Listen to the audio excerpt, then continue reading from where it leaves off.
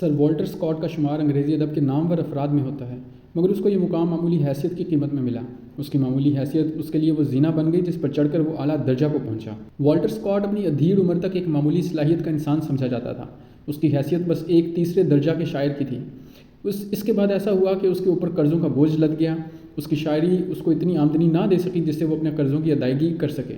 بالآخر اس کے حالات نہایت شدید ہو گئے۔ شدید حالات نے اس کی شخصیت کو آخری حد تک جھنجھوڑ دیا۔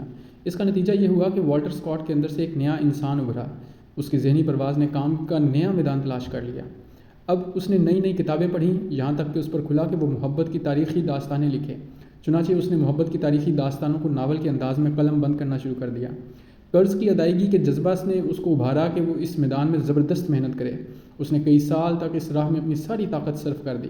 اس کو اپنی کہانی بازار میں اچھی قیمت میں فروخت کرنی تھی، اور یہ صرف اسی وقت ممکن تھا جب کہ اس کی کہانیاں اتنی جاندار ہوں کہ قارئین کی توجہ اپنی طرف کھینچ سکے۔ چنانچہ ایسا ہی ہوا۔ والٹر اسکاٹ کی غیر معمولی محنت اس کی کہانیوں کی مقبولیت کی ضامن بن گئی۔ اس کی لکھی ہوئی کہانیاں اتنی زیادہ فروخت ہوئیں کہ اس کا سارا قرض ادا ہو گیا۔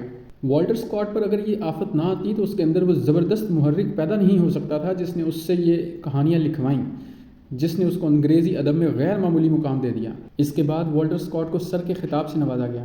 والٹر اسکاٹ کے لیے قرض کا مسئلہ نہایت جاں گداز مسئلہ تھا، لیکن اگر یہ جاں گداز مسئلہ نہ ہوتا تو والٹر اسکاٹ سر والٹر اسکاٹ بھی نہ بنتا۔